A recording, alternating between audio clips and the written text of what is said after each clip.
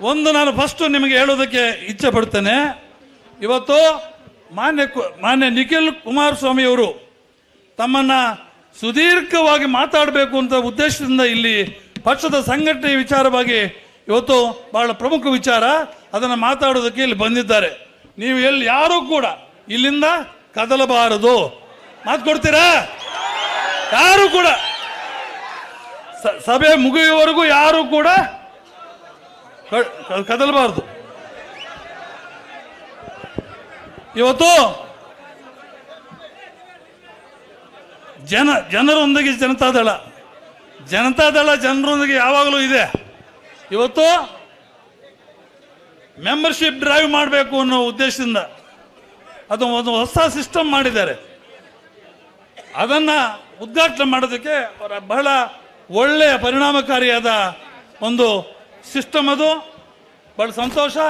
ನಿಜವಾಗಲೂ ಕೂಡ ಅದರ ಮೂಲ ಉದ್ದೇಶ ಇವತ್ತು ಮುಂದೆ ನಮ್ಮ ಪಕ್ಷ ಬಿಜೆಪಿ ಜೊತೆ ಸೇರಿಕೊಂಡು ಈ ರಾಜ್ಯದಲ್ಲಿ ಸರ್ಕಾರವನ್ನು ತೆಗೆದುಕೊಳ್ಳುವ ಒಂದು ಉದ್ದೇಶದಿಂದ ಇವತ್ತು ಆಡಳಿತವನ್ನು ತೆಗೆದುಕೊಳ್ಳುವ ಒಂದು ಉದ್ದೇಶದಿಂದ ಇವತ್ತು ಇಲ್ಲಿ ಈ ಒಂದು ಕಾರ್ಯಕ್ರಮವನ್ನು ಮಾನ್ಯ ದೇವೇಗೌಡರ ಒಂದು ಅಡ್ವೈಸಿಂದ ಅವರ ಒಂದು ಅಡ್ವೈಸಿಂದ ಮತ್ತು ನಮ್ಮ ಕುಮಾರಸ್ವಾಮಿಯವರ ಆಶೀರ್ವಾದದಿಂದ ನಮ್ಮ ನಿಖಿಲ್ ರವರನ್ನ ಜವಾಬ್ದಾರಿ ವಹಿಸಿದ್ದಾರೆ. ರಾಜ್ಯಾದ್ಯಂತ ಇವತ್ತು ಟೂರ್ ಮಾಡ್ತಾ ಇದ್ದಾರೆ ಈ ಒಂದು ಕಾರ್ಯಕ್ರಮದ ದೆಸೆಯಲ್ಲಿ. ಬಹಳ ಸಂತೋಷ. ಎಲ್ಲ ಕಡೆ ಬಹಳ ಅದ್ಭುತವಾಗಿ ಜನ ಇದೇ ರೀತಿ ಯಾವ ರೀತಿ ಇವತ್ತು ನಮ್ಮ ಶ್ರೀನಿವಾಸಪುರದಲ್ಲಿ ಚಿಂತಾಮಣಿಯಲ್ಲಿ ಸೇರಿದ್ರು, ಅದೇ ಟೈಮ್ ನಿನ್ನೆ ಕೂಡ ನಮ್ಮ ಬಂಗಾರಪೇಟೆಯಲ್ಲಿ ಸೇರಿದ್ರು, ಕೋಲಾರಲ್ಲಿ ಕೂಡ ಸೇರಿದ್ರು. ಬಹಳ ಸಂತೋಷ. ನಿಜವಾಗಲೂ ಕೂಡ ಬಹಳ ಪರಿಣಾಮಕಾರಿಯಾಗಿ ಈ ಒಂದು ಕಾರ್ಯಕ್ರಮ ಬಹಳ ಪರಿಣಾಮಕಾರಿಯಾಗಿ ನಡೀತಾ ಇದೆ. ಇದನ್ನು ಮಾನ್ಯ ನಿಖಿಲ್ ಕುಮಾರಸ್ವಾಮಿಯವರು ಈ ಕಾರ್ಯಕ್ರಮನ ಇನ್ನೂ ಹೆಚ್ಚಿನ ರೀತಿಯಲ್ಲಿ ಅದನ್ನು ಮುಂದುವರಿಸಬೇಕು ಅಂತ ನಾನು ವಿನಂತಿ ಮಾಡಿಕೊಳ್ತೇನೆ. ಬಹಳ ಸಂತೋಷ. ನಿಜವಾಗ್ಲೂ ಕೂಡ ನಮ್ಮ ಪಕ್ಷ ಅಧಿಕಾರಕ್ಕೆ ಬರಲೇಬೇಕು ಇವತ್ತು. ಯಾಕಂದರೆ ಇವತ್ತು ನೋಡ್ತಾ ಇದ್ದೀರಿ, ನಾನು ನಿಮ್ಮೆಲ್ಲರ ಆಶೀರ್ವಾದದಿಂದ 5 ಸಾರಿ ನನಗೆ ಶಾಸಕನಾಗಿ ಮಾಡಿದ್ದೀನಿ, ನಿಮ್ಮ ಸೇವಕನಾಗಿ ಮಾಡಿದ್ದೀನಿ. ಇವತ್ತು ಕೂಡ ನಾನು ಶಾಸಕ ಒಬ್ಬ ನಾಯಕ ಅಂತ ಯಾವತ್ತೂ ಅಂದ್ಕೊಂಡಿರಲಿಲ್ಲ. ನಿಮ್ಮ ಸೇವಕನೇ ಇವತ್ತು ಅಷ್ಟೇ, ಯಾವತ್ತೂ ಅಷ್ಟೇ. ಯಾರನ್ನಾದರೂ ಕಿಂಚಿತ್ತು ಒಂದು ಮಾತು ದುಬಾರಿ ಮಾತು ಆಡಿದ್ರೆ ನಾನು 50 ವರ್ಷದ ರಾಜಕಾರಣದಲ್ಲಿ ಹೇಳಿ, ಇವತ್ತು ಅಷ್ಟೇ. ಯಾರೇ ಬರಲಿ ಸೌಜನ್ಯವಾಗಿ ಮಾತಾಡಿ ಕಾಫಿ ಕೊಟ್ಟು ಗೌರವದಿಂದ ಅವ್ರನ್ನ ಕೆಲಸ ಮಾಡಿ ಕಳಿಸ್ಕೊಡ್ತೀನಿ. ಈ ಸಾರಿ 300 ಬೋರ್ವೆಲ್ಸ್ ಕೊಟ್ಟಿದ್ದೇನೆ. ಬಹುಶಃ ನನಗೆ ಸಿಕ್ಕಿತ್ತು, ಬೋರ್ವೆಲ್ಲು ಸಿಕ್ಕಿತ್ತು. ಈ ಬಡವರಿಗೆ, SC ST ಜನಾಂಗ, ಹಿಂದುಳಿದವರಿಗೆ ಸುಮಾರು 250-300 ಬೋರ್ವೆಲ್ಸನ್ನು ಕೊಟ್ಟಿದ್ದೇನೆ. ಇನ್ನು ಹೆಚ್ಚಿನ ರೀತಿಯಲ್ಲಿ ತರೋಣ, ಕೊಡೋಣ. ಬಹಳ ಸಂತೋಷ. ನಿಜವಾಗಲೂ ಕೂಡ ಇವತ್ತು ಇಂಥ ಒಂದು ಸರ್ಕಾರವನ್ನು ನಾವು ಎಂದೂ ಕಂಡಿಲ್ಲ. ನನ್ನ 45 ವರ್ಷದ ರಾಜಕಾರಣದಲ್ಲಿ ನಿಮ್ಮೆಲ್ಲರ ಸೇವಕನಾಗಿ MLA ಆಗಿ ವಿಧಾನಸೌಧದಲ್ಲಿ ಇಂಥ ಒಂದು ದರಿದ್ರ ಸರ್ಕಾರವನ್ನು ಯಾವತ್ತೂ ಕೂಡ ನೋಡಿರಲಿಲ್ಲ.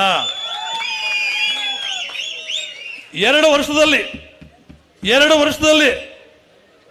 ಅಭಿವೃದ್ಧಿ ಕಾರ್ಯಕ್ರಮಗಳು ಶೂನ್ಯ ಅಂದ್ರೆ ಏನು? ಸೊನ್ನೆ. ಪಾಪ ಯಾರಾದರೂ ಅನೇಕ ಜನ ಇವತ್ತು ನನ್ನ MLA ಗ್ರಾಂಟ್ಸಲ್ಲಿ 4 ಕೋಟಿ ಬಂದಿದೆ. 3 ಕೋಟಿ ಬಂದಿದೆ. 4 ಕೋಟಿ ರೂಪಾಯಿ ಈಗಾಗಲೇ ನಾನು ದೇವಸ್ಥಾನಗಳಿಗೂ ಮತ್ತೆ ಮೂಲಭೂತ ಸೌಕರ್ಯಗಳಿಗೂ, ಗ್ರಾಮದಲ್ಲಿ SC ST ಸೌಕರ್ಯಗಳಿಗೆ ಮಿಕ್ಕಿದ್ದು ಕಾರ್ಯಕರ್ತರ ಯಾರು ಪಾಪ ಕೆಲಸಕ್ಕೆ ಅವರ ಒಂದು ವರ್ಕುಗಳಿಗೆ ಕೊಡುವುದಕ್ಕೆ ಸಾಧ್ಯ ಆಗಲಿಲ್ಲ. ಯಾಕಂದರೆ ಒಬ್ಬರು ಕೊಟ್ಟರೆ ಇನ್ನೊಬ್ಬರಿಗೆ ಆಗುವುದಿಲ್ಲ. ಅದಕ್ಕೋಸ್ಕರ ಮೂಲಭೂತ ಸೌಕರ್ಯಗಳಿಗೆ SC ST ಕಾಲೋನಿಗಳಲ್ಲಿ ಮತ್ತು ಈ ದೇವಸ್ಥಾನಗಳಿಗೆ ಯಾಕಂದರೆ ನಮಗೆ 7 ಹೋಬಳಿ ಬರುತ್ತೆ. ಸುಗಟೂರು, ಹೋಳೂರು, ಟೋಣೂರು, ರಾಯಲ್ಪಾಡು, ಯಲ್ದೂರು ಮತ್ತು ನೆಲವಂಕಿ ಇವೆಲ್ಲ ಕೂಡ 7 ಹೋಬಳಿ ಬರುತ್ತೆ. 400 ಗ್ರಾಮಗಳು ಬರುತ್ತೆ. ಆದ್ದರಿಂದ ಸುಮಾರು 3.25 ಕೋಟಿ ರೂಪಾಯಿನ ಈ ಕೆಲಸ ಕಾರ್ಯಗಳನ್ನು ನಾನು ನನ್ನ ಒಂದು ಗ್ರ್ಯಾಂಟಲ್ಲಿ ಕೊಟ್ಟಿದ್ದೇನೆ. ಬೇರೆ ಸರ್ಕಾರದಿಂದ ಇವತ್ತು ಗ್ರ್ಯಾಂಟ್ಸ್ ಬರಬೇಕಾದ್ರೆ, ಸರ್ಕಾರದಿಂದ ಗ್ರ್ಯಾಂಟ್ಸ್ ಬರಬೇಕಾದ್ರೆ ಏನು ನಾವೊಂದು ಅವರು ಯಾರಿಗಾದ್ರೂ ಲೆಟ್ರ್ ಕೊಡಬೇಕು, ಅವ್ರು ಲೆಟ್ರ್ ತರ್ತಾರೆ, ಕೆಲಸಗಳು ನಮೂದಿಸಿ ಆ ಲಿಸ್ಟ್ ಕೊಡಬೇಕು. ಲಿಸ್ಟ್ ಕೊಟ್ಟರೆ ಅವರು 13% ವಿಧಾನಸೌಧದಲ್ಲಿ ಕೊಟ್ಟು ಕೆಲಸಗಳನ್ನ ತರ್ತಾರೆ, ಮತ್ತು ಆ ಕೆಲಸಗಳನ್ನು ಇಲ್ಲಿ ಮಾಡ್ತಾರೆ. ಈ ರೀತಿ ಸರ್ಕಾರ ವಿಧಾನಸೌಧದಲ್ಲಿ ನಡೀತಾ ಇದೆ. ಎತ್ಕೋ ಅಲ್ಲ, ನೀವು ಉಂಡು ಮಾತಾಡ್ತಾನೆ. ಆದ್ದರಿಂದ ಇಂಥ ಒಂದು ನೀಚ ಸರ್ಕಾರವನ್ನು, ಭ್ರಷ್ಟ ಸರ್ಕಾರವನ್ನು ನಾವು ಕಿತ್ತೊಗೊಳ್ಳಲೇಬೇಕು. ಇವತ್ತು ಯಾವುದು ನಮ್ಮ ಕ್ಷೇತ್ರದಲ್ಲಿ, ನಮ್ಮ ಕ್ಷೇತ್ರದ ಯಾರಪ್ಪ ನಮ್ಮ ಕ್ಷೇತ್ರದ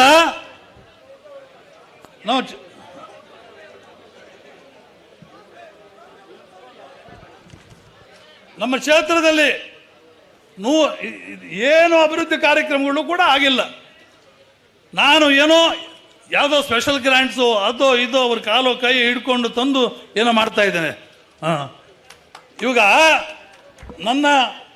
ನಾನು 26 ರೋಡ್ ಇತ್ತು, ಏನು CMGS ಇದು 26 ರೋಡ್ಸು ಕೂಡ ಮಾಜಿ ಶಾಸಕರು ಅದನ್ನು ಸ್ಟೇ ಮಾಡಿಸಿದ್ರು. ಅವನು ನಜೀರ್ ಅಹಮದ್ ಇದ್ದಾನಲ್ಲ, ಯಾರು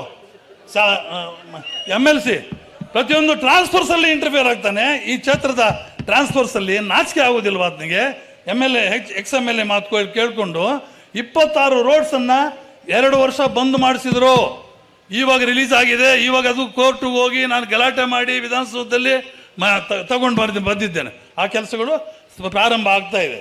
ಮತ್ತು ಈ KIDB ಇವತ್ತು ನಮ್ಮ ಕ್ಷೇತ್ರದಲ್ಲಿ 2 ರೋಡಲ್ಲಿ, ಪ್ರಮುಖ ರೋಡಲ್ಲಿ, ಎಲ್ಲಿ ಮುಳಬಾಗಿಲು ನ್ಯಾಷನಲ್ ಹೈವೇ ಮತ್ತು ನಮ್ಮ ಮದನಪಲ್ಲಿ ರೋಡು, 2 ರೋಡಲ್ಲಿ ಕೂಡ 5,000 ಎಕರೆ ಇಂಡಸ್ಟ್ರಿಯಲ್ ಲೇಔಟ್ ಮಾಡಿ ಅದರ ಮುಖೇನ ಇವತ್ತು ನಮ್ಮ ಮಕ್ಕಳಿಗೆ ಉದ್ಯೋಗ ಅವಕಾಶ ಸಿಗಬೇಕು ಅನ್ನುವ ಮೂಲ ದೃಷ್ಟಿಯಿಂದ, ಮತ್ತು ರೈತರಿಗೆ ಅನುಕೂಲ ಆಗಬೇಕು ಅನ್ನೋ ದೃಷ್ಟಿಯಿಂದ, ಬಡವರಿಗೆ ಅನುಕೂಲ ಆಗಬೇಕು, ಎಲ್ಲ ಸರ್ವತೋಮುಖ ಅಭಿವೃದ್ಧಿ ನಮ್ಮ ಕ್ಷೇತ್ರ ಆಗಬೇಕು ಅನ್ನೋ ದೃಷ್ಟಿಯಿಂದ ಇವತ್ತು ಆ ಕೆಲಸವನ್ನು ನಾನು ಕೈಗೊಂಡಿದ್ದೇನೆ.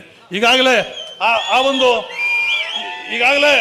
ಆ ಮುಳಬಾಗಿಲು ರೋಡಲ್ಲಿ ಏನು ಮೊದಲು ಆ ಗೂಡ್ಸು ಯಾವುದು ರೈಲ್ವೆ ಕೋಚ್ ಫ್ಯಾಕ್ಟ್ರಿಗೆ ಅಲಾಟ್ ಮಾಡಿದ್ರು. ಆ ಜಾಗವನ್ನು ಇವಾಗಲೇ KIDBನವರು ಅಕ್ವೈರ್ ಮಾಡುವ ಪ್ರೋಸೆಸ್ಸನ್ನು ಸ್ಟಾರ್ಟ್ ಮಾಡಿದ್ದಾರೆ. ಅದನ್ನು ಮಾನ್ಯ ಮಂತ್ರಿಗಳು ಕೂಡ ಹೇಳಿದರು, ಮೊನ್ನೆ ಇದು ಅನೌನ್ಸ್ ಮಾಡಿದ್ದಾರೆ. ಆ ಫಾರ್ಮಟಿಕಲ್ ಒಂದು ಝೋನನ್ನು ಮಾಡ್ತೇನೆ ಅಂತ, ಫಾರ್ಮಟಿಕಲ್ ಝೋನ್ ಮಾಡ್ತೇನೆ ಅಂತ, ಪಾರ್ಕು, ಫಾರ್ಮಸ್ಯೂಟಿಕಲ್ ಪಾರ್ಕು, ಅದೇ ಔಷಧಿ ఫార్మస్యూటికల్ పార్క్ ಅಂದರೆ ఈ మాత్రలు తయారు చేస్తారు కదా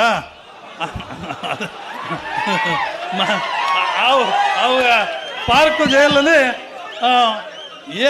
ಅಲ್ಲ ಇದರ ನಿಜವಾಗ್ಲೂ ಕೂಡ ಅಂಥ ಒಂದು ಕೆಲಸಕ್ಕೆ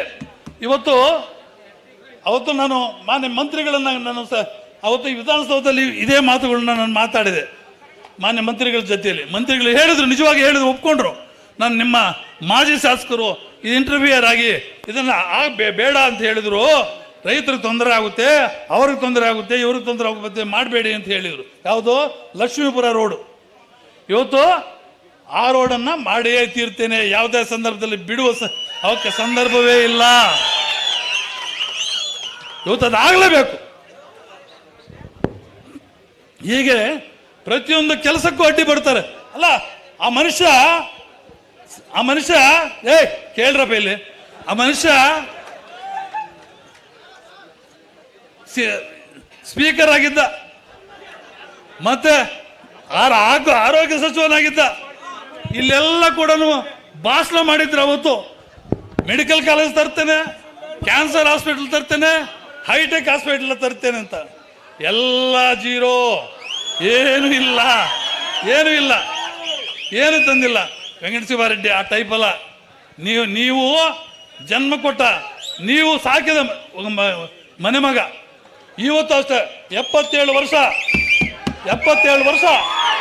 ನಾನು ಏನು ಯಾವ ಯಾವ ಯುವಕರಿಗಿಂತ ಇಲ್ಲಿ ಸಿಟಿ ಕೂತ್ಕೊಂಡಿರೋ ಕಡಿಮೆ ಏನಿಲ್ಲ ನಾನು.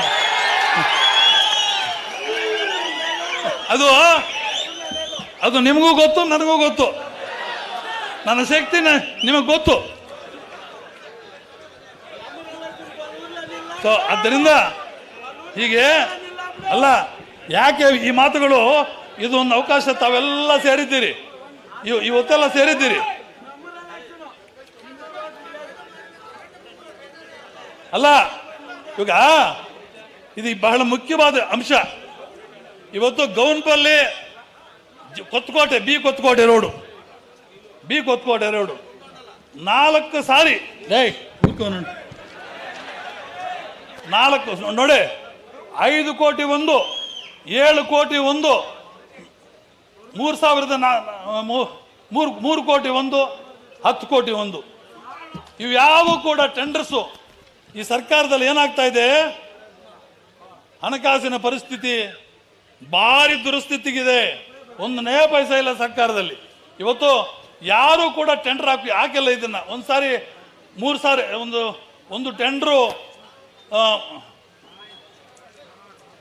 3 ಸಾರಿ ಟೆಂಡರ್ ರಿಜೆಕ್ಟ್ ಆಗಿದೆ, 4 ಸಾರಿ ಟೆಂಡರ್ ರಿಜೆಕ್ಟ್ ಆಗಿದೆ. ಎರಡನೇದು, ಮೂರನೇದು 3 ಸಾರಿ ಆಗಿದೆ, ಎರಡನೇ ಸಾರಿ. ಇವಾಗ ಅವ್ರನ್ನ ಕೇಳಿಕೊಂಡು ಏನು ಅವ್ರು ಹೇಳೋದು ನಾಚಿಕೆ ಇಲ್ವಾ ಹೇಳೋದಕ್ಕೆ? ವೆಂಕಟಶಿವಾರೆಡ್ಡಿ ಆ ಟೈಪ್ ಬದುಕಿಲ್ಲ. 1988ರಲ್ಲಿ ಒಂದು ಸೈಟ್ ಆಗಿದೆ ನನಗೆ. 88ರಲ್ಲಿ 1900 ನೀವು ಹುಟ್ಟಿದ ಡೇಟು, ಆವಾಗ ನನಗೊಂದು ಸೈಟ್ ಆಗಿದೆ. ಆ ಸೈಟನ್ನ ಇನ್ನ ಕೂಡ ನಾನು ಬಿಲ್ಡಿಂಗ್ ಕಟ್ಟುವುದಕ್ಕೆ ಆಗಿಲ್ಲ. ಬಹುಶಃ RT ನಗರದಲ್ಲಿ ಸೈಟ್ ಇರುವ ಸೈಟ್ ನಿಮಗೆಲ್ಲ ಗೊತ್ತಿದೆ. ನನ್ನ ಆಸ್ತಿ ನಿಮಗೆಲ್ಲ ಗೊತ್ತು. ನಮಗೆಲ್ಲ ನಾನೇನು ಬಚ್ಚಿಟ್ಕೊಳ್ಳುವ ಪರಿಸ್ಥಿತಿಯಲ್ಲಿ ನಾನು ಎಲ್ಲೂ ಕೂಡ ನಾನು ಸಂಪಾದನೆ ಮಾಡಿಲ್ಲ. ದೇವರು ನಮ್ಮ ತಂದೆ ತಾಯಿಯಂದ್ರಿಗೂ ಕಟ್ಟಿರುವ ಮನೆ ಇದೆ, ಅವರ ಬಸ್ಸುಗಳಿವೆ, ಏನೋ ಜೀವನ ನಡೆಸ್ಕೊಳ್ತಾ ಇದ್ದೇನೆ ಮಾಮೂಲಾಗಿ. ಆರೋಗ್ಯ ದೇವರು ಕೊಟ್ಟಿರೋದು ನನಗೆ. ಈ ಯಾವ ದುಷ್ಟಶಕ್ತಿಗಳು ನನ್ನ ಮೇಲೆ ನೀವು ದೂಷಣೆ ಮಾಡ್ತೀರಾ? ಯಾವ ಕೋಟ್ಯಾಂತರ ರೂಪಾಯಿ ಲೂಟಿ ಮಾಡೋದು ಎಲ್ಲ ಇದ್ದಾರೆ, ಕೋಟಿ ಕಟ್ಟಲೆ ಲೂಟಿ ಮಾಡಿದವರು ಇದ್ದಾರೆ ಮಹಾಶಯರು. ಏನೇನೋ ಮಾಡಿದ್ದಾರೆ ಲೂಟಿಗಳು. ಅವೆಲ್ಲ ಹೇಳೋದು ಬೇಡ. ಯಾಕೆ ಅಲ್ಲ, ಜನರನ್ನು ಎಷ್ಟು ಮೋಸ ಬೇಕೋ ಈ ತಾಲೂಕಿನಲ್ಲಿ ಶಾಸಕರಾಗೋದಕ್ಕೆ, ಮಂತ್ರಿಗಳಾಗೋದಕ್ಕೆ, ಸ್ಪೀಕರ್ ಆಗೋದಕ್ಕೆ ಮಾಡಿದ್ದಾರೆ. ಏನು ಮೋಸ ಮಾಡಬೇಕು ಎಲ್ಲ ಮಾಡಿದ್ದಾರೆ. ಜನರನ್ನ ಮೋಸ ಮಾಡಿದ್ದಾರೆ, ಚೀಟಿಂಗ್ ಮಾಡಿ ಆಗಿದ್ದಾರೆ.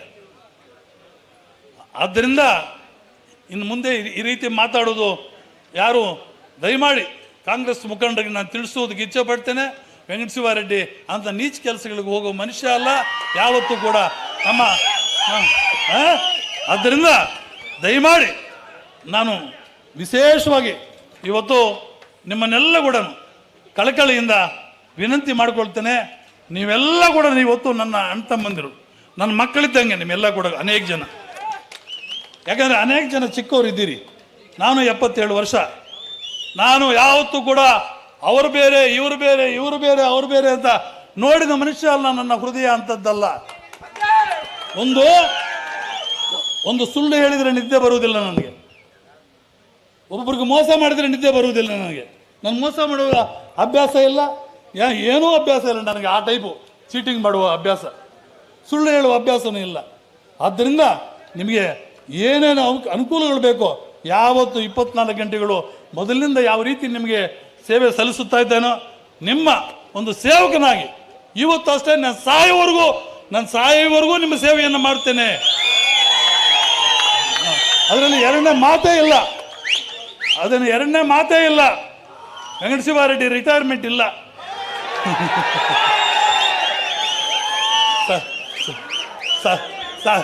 ಸತ್ತಾಗಲೇ ರಿಟೈರ್ಮೆಂಟು. ಸೊ ಆದ್ದರಿಂದ ದಯಮಾಡಿ ಈ ಪಕ್ಷವನ್ನ ನಾನು ಕೈ ಮುಗಿದು ಬೇಡ್ಕೊಳ್ತೇನೆ. ನೀವೆಲ್ಲ ಕೂಡ ಏನೇ ಒಂದು ಭಿನ್ನಾಭಿಪ್ರಾಯಗಳು ಇದ್ರೂ ಸಹಿತ ನೀವೆಲ್ಲ ಕೂಡ ಅನೇಕ ಜನ ಒಂದು ವೇಳೆ ನನ್ನ ಮೇಲೆ ಇರ್ಬೋದು, ನನ್ನ ಮುಖಂಡರ ಮೇಲೆ ಇರ್ಬೋದು, ಏನಿದ್ರು ನನ್ನ ಹತ್ರ ಬನ್ನಿರಯ್ಯ, ಸಾಲ್ವ್ ಮಾಡ್ಕೊಳ್ಳಿ. ಏನಿದ್ರು ನಾನು ಸಮಸ್ಯೆ ಪರಿಹರಿಸುವ ಮಾರ್ಗ ಇದೆ, ಧೈರ್ಯ ಇದೆ. ಏನು ಯೋಚನೆ ಮಾಡಬೇಡಿ. ನೀವು ಯಾವತ್ತೂ ಕೂಡ ನಿಮ್ಮನ್ನು ನಾನು ಸ್ವಾಗತ ಮಾಡ್ತೇನೆ. ಆದ್ದರಿಂದ ಕೈ ಮುಗಿದು ಬೇಡ್ಕೊಳ್ತೇನೆ. ನಿಮ್ಮ ಕಷ್ಟ ಸುಖಗಳಿಗೆ ಯಾವತ್ತೂ ಕೂಡ ಸದಾ ನಾನು ಸ್ಪಂದಿಸ್ತೇನೆ ಅಂತ ಹೇಳ್ಬಿಟ್ಟು ಈ ಸಂದರ್ಭದಲ್ಲಿ ನಾನು ಹೇಳೋದಕ್ಕೆ ಇಚ್ಛೆ ಪಡ್ತೇನೆ. ಅಲ್ಲಪ್ಪ, ಇವತ್ತು ಪಾಪ ನೀವು ಮನೆ ಕೇಳ್ತೀರಿ, ಒಂದು ಮನೆ ಕೊಡೋದಕ್ಕಾಗಲಿಲ್ಲ ಇವರು ಯೋಗ್ಯತೆಗೆ.